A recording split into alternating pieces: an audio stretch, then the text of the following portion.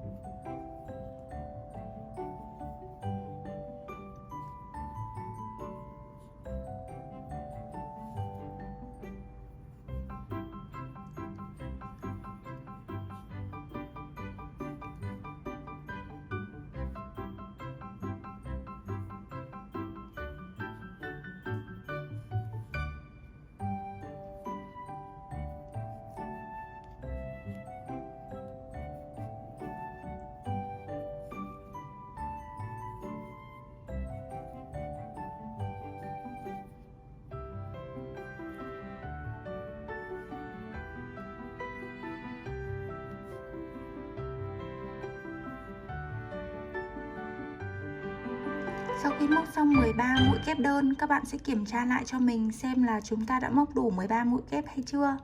Thì các bạn sẽ móc đếm này: 1, 2, 3, 4, 5, 6, 7, 8, 9, 10, 11, 12, 13. Còn đây là cái hàng mũi kép, cái hàng mũi bính giả thì chúng ta sẽ không được tính.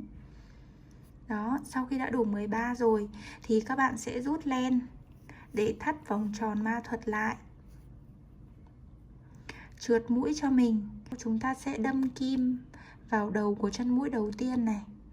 Lấy len qua này. Lấy len luôn qua cả kim nữa. Đó, như vậy là chúng ta đã hoàn thành xong hàng thứ nhất. Ở hàng thứ hai thì mình sẽ đổi màu len sang màu da. Chúng ta sẽ cầm đầu của sợi len như thế này, kéo len qua, sau đó thắt cái sợi len màu nâu vào. Các bạn sẽ lên cho mình là 2 mũi móc xích. Bây giờ chúng ta sẽ giấu luôn cái sợi len thừa màu da này vào bên trong của hàng nhé. Bây giờ các bạn sẽ móc cho mình công thức như sau. Chúng ta sẽ móc một mũi kép đơn, một mũi bính, một mũi kép đơn, lặp lại cho đến hết hàng. Đầu tiên chúng ta lấy len này, đâm vào ngay chân bính mà chúng ta vừa mới khởi tạo. Để luôn cái sợi len thừa như thế này để chúng ta giấu len nhé.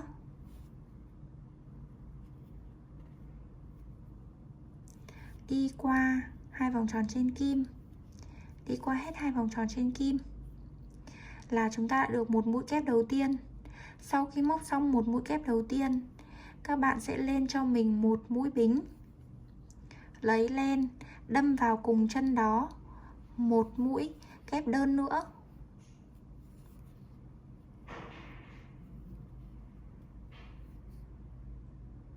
Đó, như vậy là chúng ta đã tạo được một khoảng trống như thế này.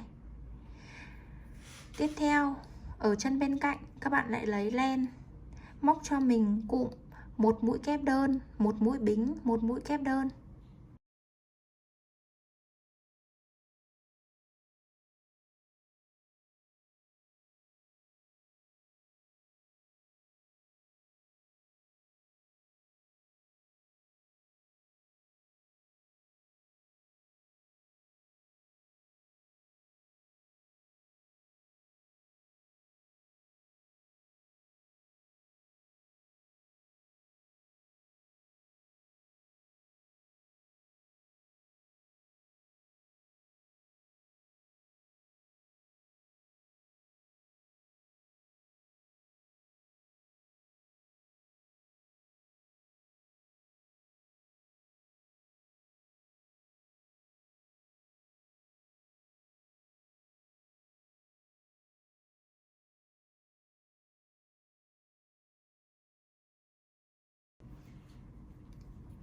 Các bạn cứ lặp lại liên tiếp cho mình như vậy 13 cụm, một mũi kép đơn, một mũi bính, một mũi kép đơn cho tới hết hàng. Và mình sẽ gặp lại các bạn khi các bạn móc hết xong hàng 2 nhé. Hàng thứ 3 các bạn sẽ đổi len cho mình sang màu vàng. Chúng ta cũng kéo len qua như thế này. Sau đó thì lên 2 mũi móc xích. Các bạn lấy sợi len màu da rút chặt lại cho mình nhé. Các bạn để ý rằng là ở hàng thứ 2 chúng ta đã móc cụm là một mũi kép đơn, một mũi bính và một mũi kép đơn. Thì ở giữa 2 mũi kép đơn chúng ta sẽ có một khoảng trống.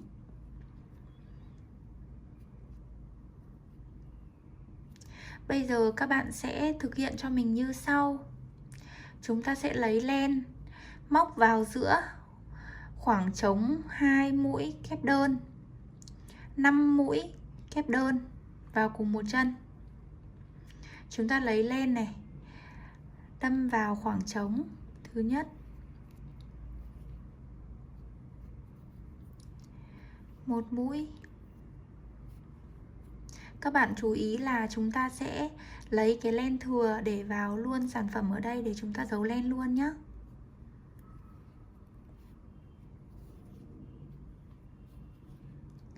Hai,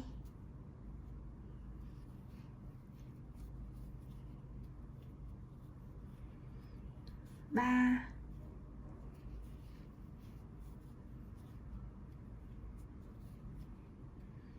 bốn,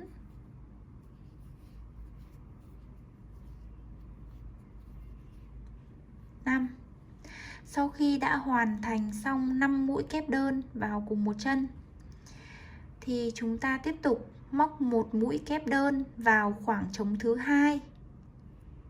Đó chính là các bạn để ý vào ở bên dưới này, chúng ta sẽ đây ví dụ là hai mũi này là chúng ta sẽ có một khoảng trống.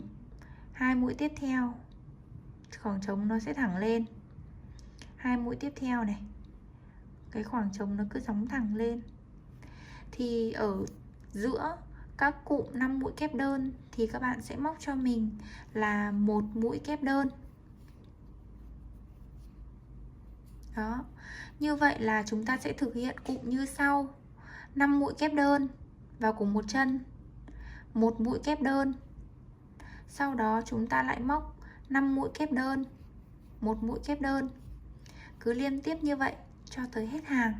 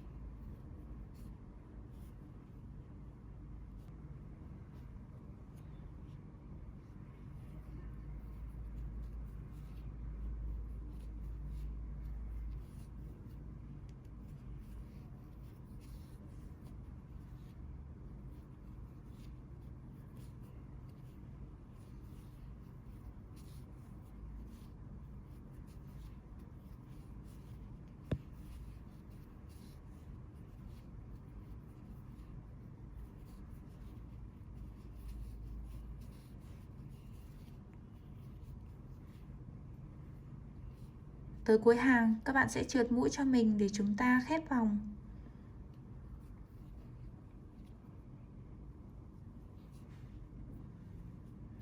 Bây giờ các bạn sẽ tiếp tục đổi len sang màu xanh. Để đổi len sang màu xanh, các bạn cũng sẽ kéo len qua. Lên cho mình là 2 mũi bính làm chiều cao của mũi kép đơn. Chúng ta thắt sợi màu vàng lại. Các bạn có thể lấy kéo.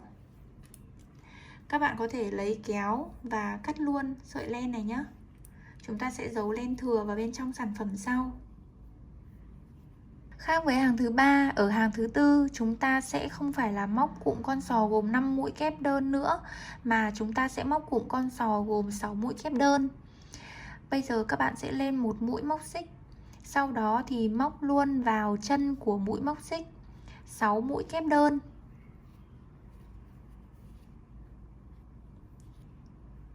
Một,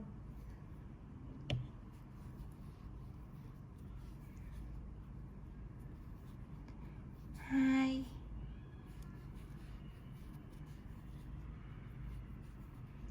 ba,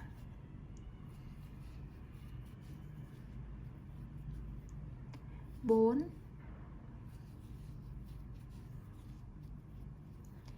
năm,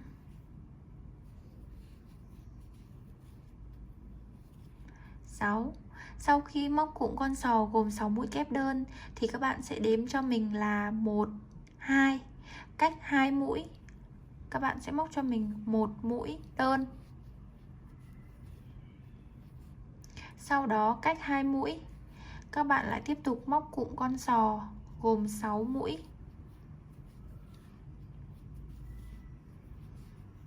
Một, 2,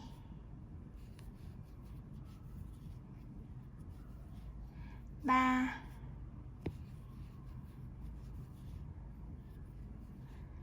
4,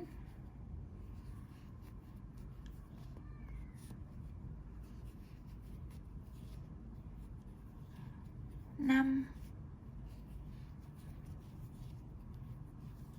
6, 1, 2, một mũi đơn. Như vậy là công thức của hàng thứ tư như sau. Chúng ta sẽ móc một cụm con sò gồm 6 mũi đơn, cách 2 chân móc một mũi đơn, cách 2 chân móc một con sò, cách 2 chân móc một mũi đơn. Cứ lặp lại như vậy cho tới hết hàng.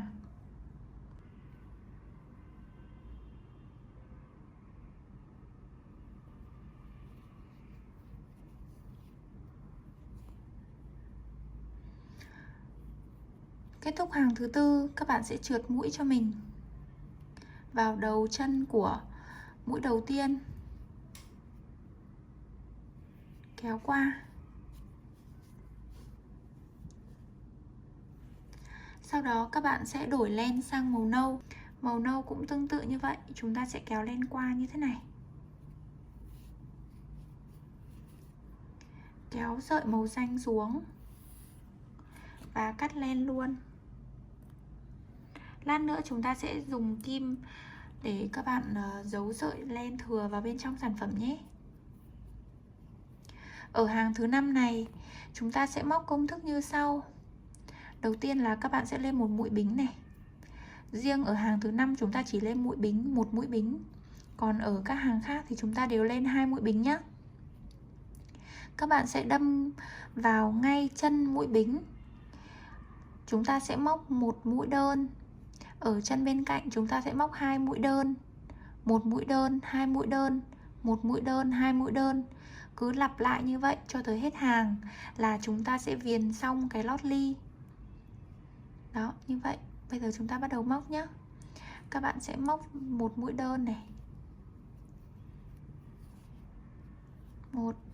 Ở chân kế bên chúng ta sẽ móc 2 mũi đơn vào cùng một chân.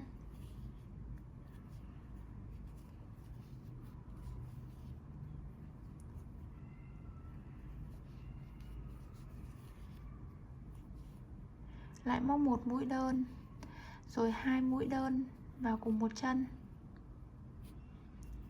Chúng ta sẽ giấu luôn sợi len thừa màu nâu vào bên trong sản phẩm, thì chúng ta sẽ bớt được công đoạn giấu len.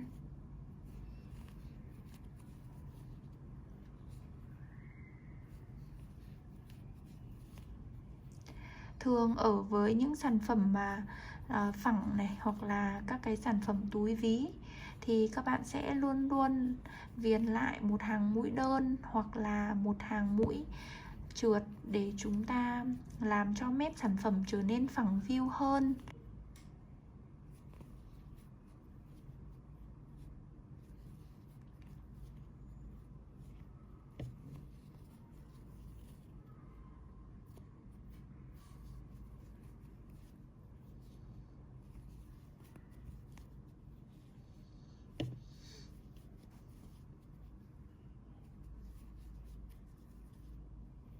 Tới cuối hàng, các bạn sẽ trượt mũi cho mình. Lên một mũi móc xích và rút dây, cắt len.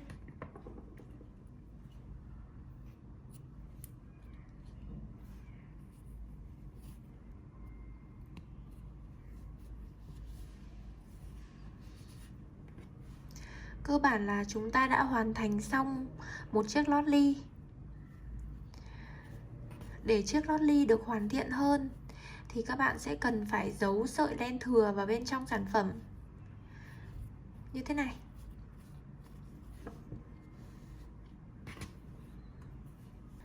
Để giấu sợi len thừa vào bên trong sản phẩm, các bạn sẽ sử dụng cho mình một chiếc kim khâu len đầu tù. Bây giờ chúng ta sẽ sâu kim.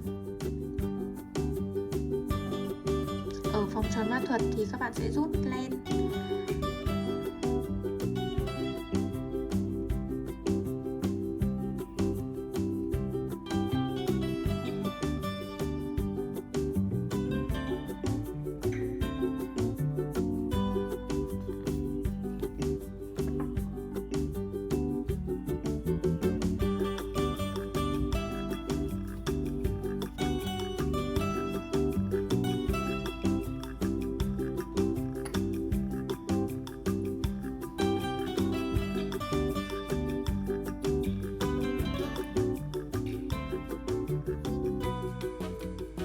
Giấu len rất là đơn giản, chúng ta chỉ việc là sâu len vào kim khâu, sau đó thì đi len vào trong thân của mũi móc hoặc là chân của mũi móc.